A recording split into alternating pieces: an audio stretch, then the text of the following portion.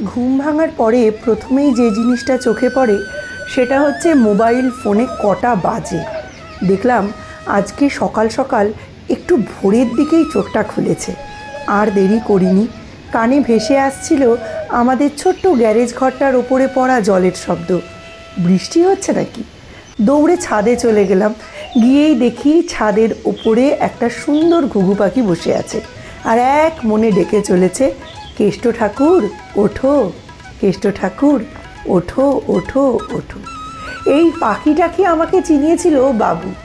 বিয়ের একদম পরপরই যখন 1-1.5 মাস হয়ে গেছে, তখন বাবু যখন সকালবেলায় ভোরবেলায় গাছে জল দিতে আসতো, তখন আমি বাবুর সঙ্গে ছাদে আসতাম। বাবু চেনাতো কোনটা ঘুঘু, কোনটা সাত ভাইরা, কোনটা ফিঙে, কোনটা বুলবুলি, এই সমস্ত পাখিদের নাম। আর ছোটোখাটো পাখিগুলো টুকটাক তো চিনতামই, চড়াই, ময়না, টিয়া, এগুলো তো চিনি। আগে এখানে আশেপাশে নেচার অনেকটা বেশি ছিল, তাই প্রচুর পাখি শব্দ পাওয়া যেত। কোভিডের পর থেকে আগের থেকে একটু বেশি শব্দ এখন পাওয়া যায়, তবে তার জন্য অবশ্যই প্রকৃতিটাকে একদম ভোরের মতো শান্ত স্নিগ্ধ হতে হবে। তার ওপর বৃষ্টি ভেজা ছাদ বাগানে আজকে অপরূপ সৌন্দর্য, থোকায় থোকায় বাগান বিলাস আর নানান ফুল। ওই দেখো সন্টুদের বাড়ির ছাদের ওপর বসে আছে ডানা কাটা ফিঙে। বাবু বলতো এই ফিঙে পাখি সবার প্রথম সূর্য দেখে, ফিঙের থেকে আগে কোনো পাখি উঠতে পারে না। আর এদিকে আমি ছাদে দাঁড়িয়ে দাঁড়িয়ে বৃষ্টির সাক্ষী হচ্ছি। কদিন ধরেই খুব মেঘলা ছিল, তাই এই বৃষ্টিটা হলো। এরপর যখন কড়া করে রোদ্দুর উঠবে, জাঁকিয়ে শীত পড়বে, আর তখন ছাদ বাগানের ফুলে ভরা বাগানে বসে কফি, তার সাথে কুকিজ আর কেক, কেমন জমবে বলো। খুব দুধ চাটাকে মিস করছিলাম, তাই নেমে এলাম নিচে। আর কত আড্ডা দেব। এরপর এসেই মনে পড়লো যে কথাটা, আজকে মিস্টার বিশ্বাস চটপট যাবেন অফিস অনেক আগে, তাই রাত্রেই একদম আলুর পরোটা যখন করেছিলাম ঠিকঠাক চাপা দিয়ে রেখে দিয়েছিলাম 3-4খানা লেচি, পুর ভরেই। ভেতরে রাখলে শক্ত হয়ে যায়, সেক্ষেত্রে ফ্রিজ থেকে বের করে বেলতে গেলেই পরোটাগুলো ফেটে যায়। তাই জন্য রাত্রে যেহেতু সব রেডি করেছি, একদম রান্নাঘরের মধ্যেই ওটা রেডি করে রেখে দিয়েছিলাম। ঝটপট লোহার তাওয়ায় ভেজে নিলাম আলুর পরোটা। আর এই আলুর পরোটার সঙ্গে মিস্টার বিশ্বাস কিন্তু ভাজাভুজি বা কোনো তরকারি খেতে খুব পছন্দ করেন, কিন্তু আমি স্পেশালি এটা রায়তা, দই, চাটনি, আচার এগুলো দিয়ে ভালোবাসি। তাই মিস্টার বিশ্বাসকে এটা গ্রিন চাটনি আর শেজওয়ান সসের সঙ্গে পরিবেশন করেছিলাম। মিস্টার বিশ্বাস এই যে আলুর পরোটাটা, এটা খেতে ভীষণ ভালোবাসেন, আর সবাই জানো এটা গরম গরমই বেস্ট লাগে। এরপর যতই দুধ চাকে ভালোবাসি না কেন, মায়া ত্যাগ করে দিদির সিকিম থেকে এনে দেওয়া একদম ফার্স্ট ক্লাস লিকার টি রেডি করে চলে গেলাম মিস্টার বিশ্বাসের কাছে। গিয়েই দেখলাম বৃষ্টি, একটু অবাকই হয়েছিলাম, কিন্তু মিস্টার বিশ্বাস একটু অবাক হননি। ওনার কাছে নিউজ ছিলই যে আজকে বৃষ্টি হবে। যাই হোক, এখন 2-3 দিন বৃষ্টি, কিন্তু চিন্তার কথা হলো যে আজকে সৌর্যের অঙ্ক পরীক্ষা, কী যে হবে, কী করে পাঠাবো তাই ভাবছি। সোয়েটার ফোয়েটার পরিয়ে তার উপর রেনকোট পরিয়ে পাঠাতে হবে। আর আজকে 12টা থেকে আছে প্যারেন্ট টিচার মিট। কি অবস্থা দেখো।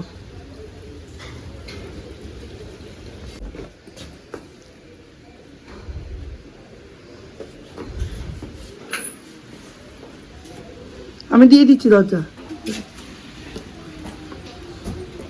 1 1 1, 1 2 2, 1 3 3, 1 4 4, 1 5 5, 1 6 6, 1 7 7, 1 8 8, 1 9 9, 1 10 10। Very good.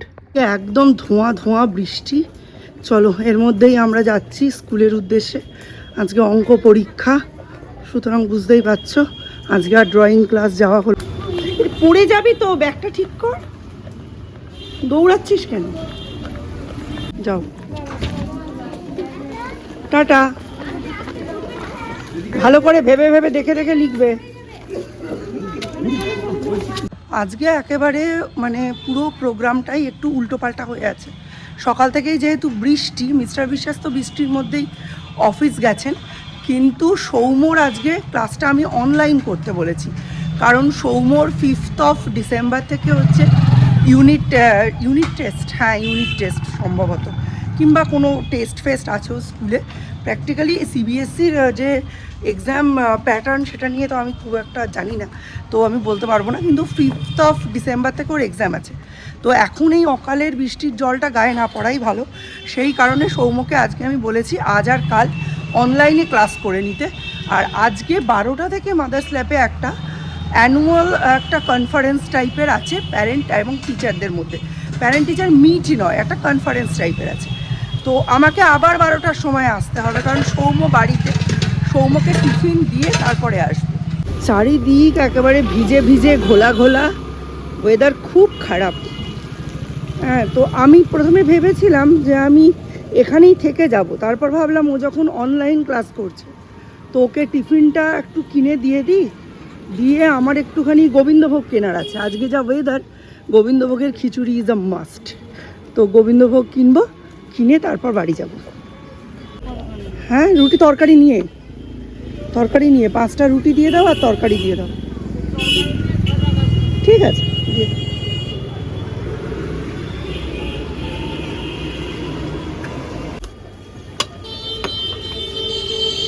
30 টাকা, তাই তো?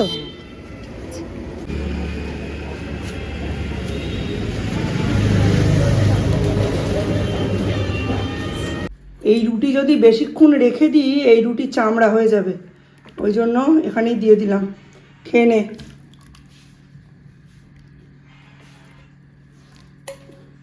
চলো, এখানে বাড়ির তৈরি ওই গ্রিন আচার একটু নিয়ে নিয়েছি, গ্রিন চাটনি, আর এটা আমার, এটা হচ্ছে সৌমুর।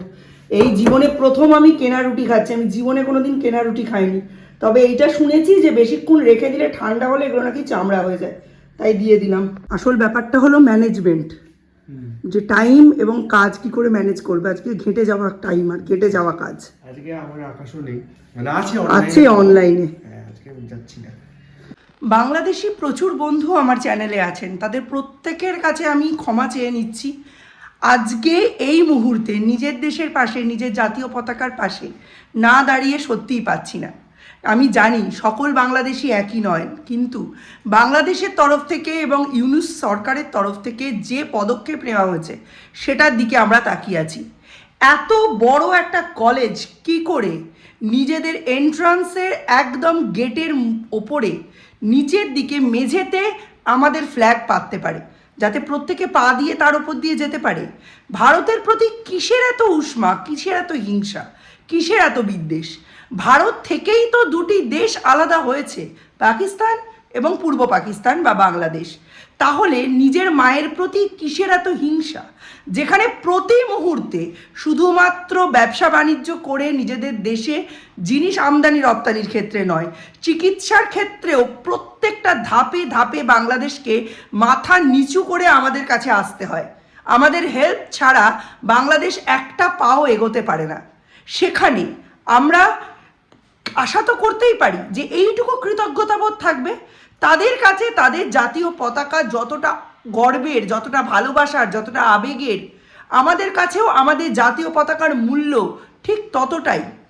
আমরা প্রত্যেকটি দেশের, আমরা যেহেতু সেকুলার, আমরা প্রত্যেকটি দেশের জাতীয় পতাকাকে যথাযোগ্য সম্মান দিই। সেখানে আমরা প্রত্যেকে তাকিয়ে রয়েছি ইউনূস সরকার কি করছে তার দিকে। এত ভারত বিদ্বেষ কেন, কিসের জন্য, কারণ কি, সেটা তো আমাদের জানানো প্রয়োজন।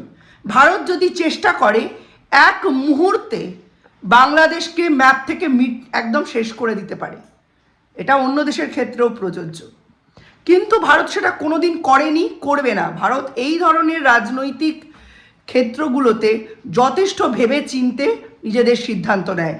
কিন্তু এগুলো কি, ভারতে তো প্রত্যেকটা ধর্মের মানুষ যথেষ্ট সুস্থভাবে থাকে, এবং পৃথিবীর যত দেশে যত মুসলিম আছে তারা প্রত্যেকে জানে ভারতের মতো সুস্থ সুন্দর পরিবেশে তারা বাঁচতে অন্য কোনো দেশে পারে না। সব থেকে সেফলি তারা ভারতে থাকতে পারে। আর সেখানে বাংলাদেশের সংখ্যালঘুদের ওপর অত্যাচার হচ্ছে। বাংলাদেশের সংখ্যালঘু কারা? হিন্দুরা। কারা? ইসকনের লোকেদের ওপর অত্যাচার হচ্ছে। পিসি সরকার একটা সময়ে ইসকনের প্রচুর টাকা ডোনেট করেছিলেন বিভিন্ন বিদেশে শো করে। তারপর সেই ইসকনের প্রতিষ্ঠাতারাই বাংলাদেশকে খাইয়ে পড়িয়ে এতদিন ওই সাংঘাতিক সময়ে এতটা সময় ধরে বাঁচিয়ে রেখেছেন, তাদের ওপর অত্যাচার হচ্ছে। সোশ্যাল মিডিয়ায় সব খবরই আসে। সেখানে ভারতের মানুষ হিসেবে আমরা এই জিনিসটার তীব্র ধিক্কার জানাই। এত বড় একটা বেসরকারি কলেজের এন্ট্রান্সের গেটে যেখানে বাচ্চারা পা দিয়ে ঢুকছে, সেখানে লাগিয়ে রাখা হলো জাতীয় পতাকা। এখানে সহমর্মিতা সহানুভূতির কোনো জায়গা নেই, এখানে ভুল ত্রুটির কোনো জায়গা নেই। এখানে যে জায়গাটা সেটা হচ্ছে খুব তাড়াতাড়ি কোনো একটা প্রেস মিট করতে হবে ইউনিস সরকারকে এবং দুঃখ পোষণ করে একটা বক্তৃতা দিতে হবে, একটা বক্তব্য রাখতে হবে তাকে। এটা কি করে পসিবল? এটা কি করা উচিত? এত হিংসা কিসের? যেখানে প্রতিটি পদে পদে ভারত বাংলাদেশকে কোড়ে আঙুল ধরে হাঁটিয়ে নিয়ে যায়। ছি ছি ছি ছি, এই জিনিসটা সত্যিই মেনে নেওয়া যায় না। ধিক্কার বাংলাদেশের উপর এবং বাংলাদেশের সমস্ত মানুষের কাছে।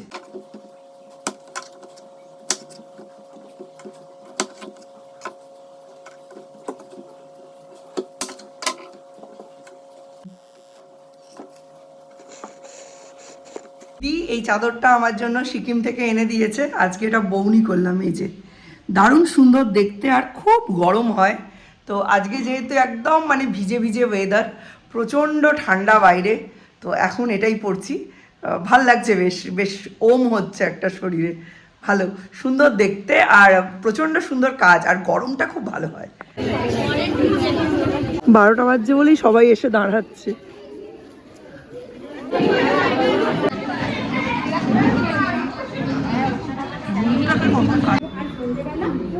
প্রতিদিন বসাবে, এটা কিন্তু বলবে না, ঠিক আছে? অভ্যেসটা গেল থাকে, ওরা মানে অভ্যেসটা নষ্ট হয়ে যায়, এগুলো শেষ তাহলে আর কিছু করতে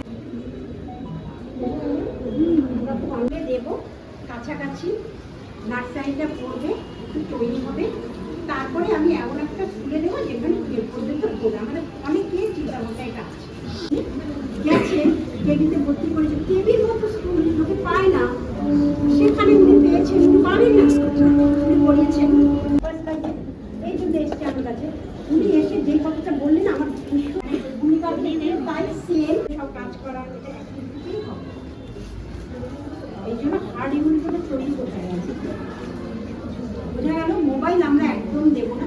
তখন খুব মজা লাগলো বল, জলের মধ্যে পা দিয়ে গেলি, ইচ্ছে করে জলগুলোর মধ্যে দিয়ে পা দিয়ে দিয়ে যাচ্ছিস, ইচ্ছে করে। এই এদিকে তাকাও, এক্সাম কেমন হয়েছে? ভালো।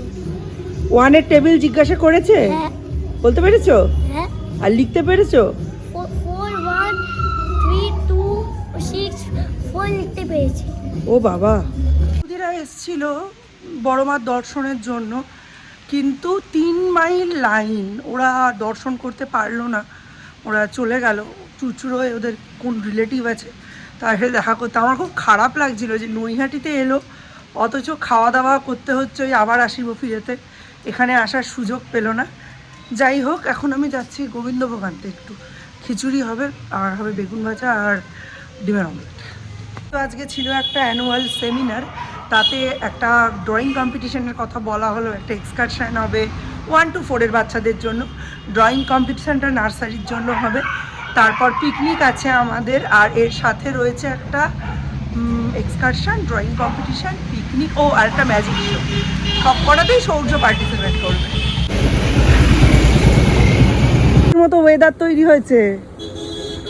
আরে স্কুলে এত দেরি হয়ে গেল, যে এত দেরি হয়ে যাবে বুঝতে পারিনি। সরস্বতী এসে সব মেজে টেজে দিয়ে গেছে, আর আমি কেটে রেখেছিলাম। এখানে খিচুড়ির জল বসিয়ে দিয়েছি, এখানে আলু, ফুলকপি আর এই দুটো ভেজে নিচ্ছি মানে খিচুড়ির জন্য।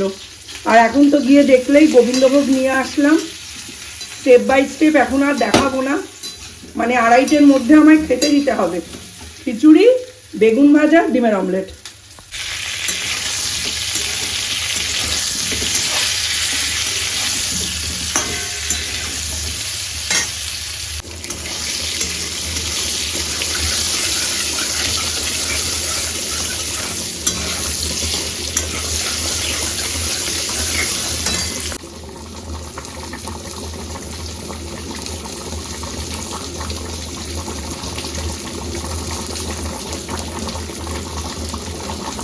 দেখো গরমা গরম খিচুড়ি, আর এখানে বেগুন ভাজা আর ডিমের অমলেট। এটা একটু হিসেব করে দিতে হবে, কোনটা সৌর্যর মনে করে দিতে হবে, ওটাতে আবার লঙ্কা নেই। বিশেষ এসে গেছেন, এখন সৌর্যের সঙ্গে কোয়ালিটি টাইম স্পেন্ড করছেন। দেখছো গলার আওয়াজ দেখেছো? যাই হোক, চলো আমি রান্না বান্নায় মন দিই। কি ঠান্ডা লাগছে বাপরে বাপ। এতক্ষণ আমি অনেক কাজ করেছি। এখন এই যে এটার মধ্যে মিস্টার বিশ্বাসের খিচুড়ি রয়েছে, এটাকে সরিয়ে দিয়ে এখন এইটা দিয়ে একটা ব্যবস্থা হবে। আমি এসে দেখি সরস্বতী দি বাসন টাসন মেজে টেজে দিয়ে ওপর টোপর মুছে দিয়ে চলে গেছে। আর আমি এখন মিস্টার বিশ্বাসের খিচুড়ি দিয়ে খাওয়ার মতো তো কিছু নেই। আমরা দুপুরে যা দিয়ে খেয়েছি সেটা দিয়েই খাবে। ওরা আবার বেগুন ভেজে দেবো আর ডিমের অমলেট করে দেবো, ওই দিয়ে খাবে। আর আমি সৌম্য সৌর্য তিনজন খাচ্ছি ওই পেঁয়াজকলি, আলু, পেঁয়াজ, বেগুন এসব দিয়ে একটা চচ্চড়ি আর রুটি, ব্যাস আর কিচ্ছু না। আর একটু বেগুনটা বেশি করে ভাজছি, যদি দুই ছেলের ইচ্ছে হয় তারা বেগুন ভাজা আর ডিমের অমলেট খেতে পারে। বাট আমি ওই রুটি আর তরকারিটাই খাবো, আর কিছু খাচ্ছি না। তো চলো রান্নাটা ঝটপট করে নিই, কারণ অনেক দেরি হয়ে গেছে। বাপরে বাপ, হুড় করে ধোঁয়া বেরোচ্ছে।